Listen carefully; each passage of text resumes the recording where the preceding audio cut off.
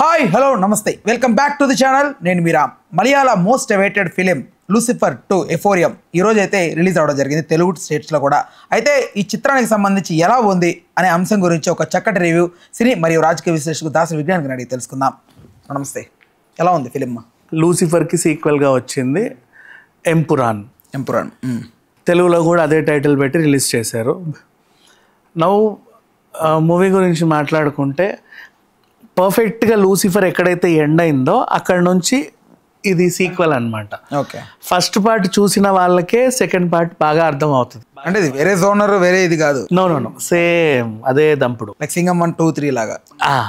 కానీ సింగం అంటే నువ్వు 1, 2 చూడకుండా 3 చూసినా, 3, 1 చూడకుండా 2 చూసినా నీకు కొత్త ఫ్లేవరే ఉంటుంది.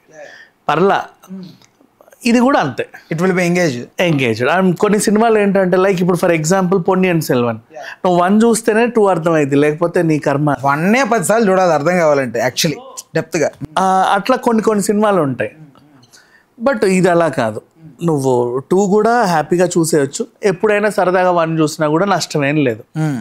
1 చూసిన వాళ్ళైతే 2 ఇంకా బాగా ఎంజాయ్ చేస్తారు. ఇది వీళ్ళు అని అలా ఉంటుంది.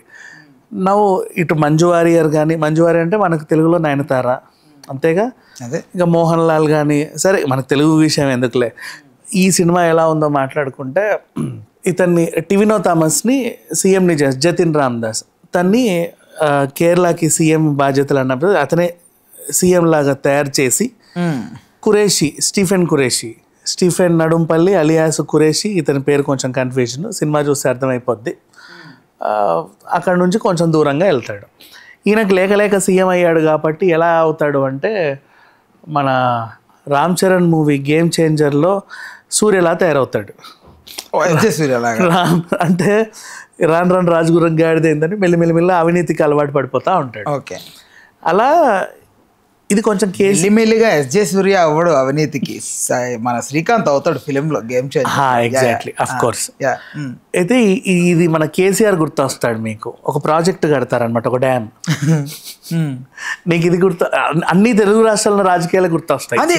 నేను విన్నాను బలంగా ఈ పొలిటికల్ కామెంటరీ ఎక్కువ. మేడిగడ్డ బ్యారేజ్ గుర్తొస్తుంది, కాళేశ్వరం గుర్తొస్తుంది, అన్నీ గుర్తొస్తాయి. అదే పొలిటికల్ కామెంటరీ ఎక్కువ ఉందని విన్నాను నేను. మనం ఒక సొంతంగా లోకల్ రూరల్ పార్టీ ఒకటి పెట్టుకుంటేనే మనకు బాగుంటుంది, ఎప్పుడు ఢిల్లీ పాలనైనా మనకి అనుకునేలాగా పావులు కదుపుతూ ఉంటారు.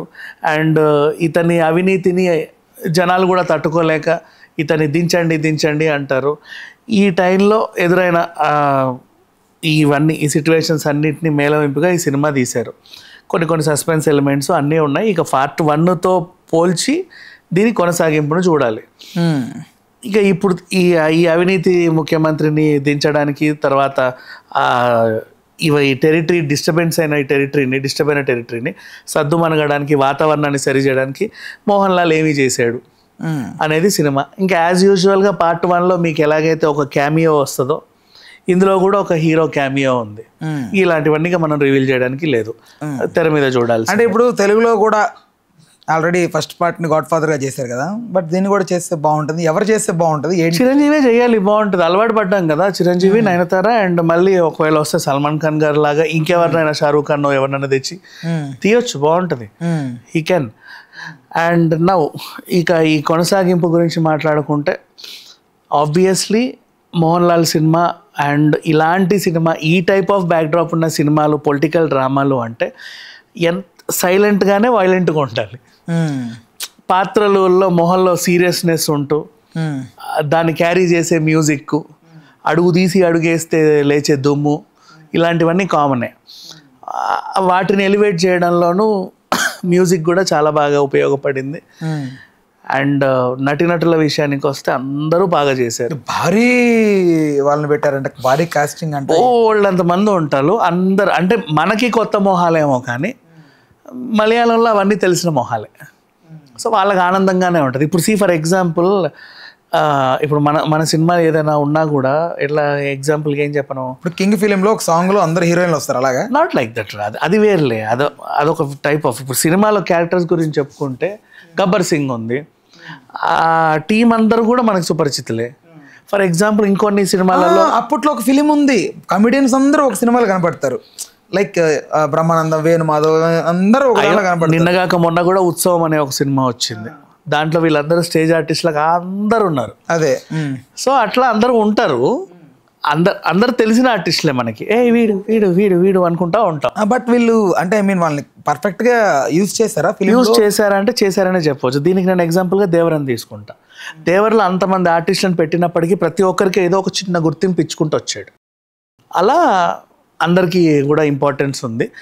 కొంచెం ఫస్ట్ హాఫ్ కొంచెం అలా స్టార్టింగ్ టైంలో తడబడినా సరే, ఇంకా సెకండ్ హాఫ్ పీక్స్కి అలా తీసుకెళ్ళిన తీరు చాలా బాగుంది. పార్ట్ 3 వచ్చినా కూడా బాగుంటుంది అనేలాగా ఉంది సినిమా. ఇప్పుడు పార్ట్ 3కి ఏదో చిన్నది వదిలినట్టుగా కనపడుతోంది. ఇంకా సీక్వెల్ సినిమాలు ప్రతిసారి ఫ్రాంచైజీలో ఒకటి వదిలేసే పోతారు, ఎప్పుడైనా పనికి వస్తుందిలే అని ఫ్యూచర్లో. బట్ దీనికి కూడా అలాగే ఉంది.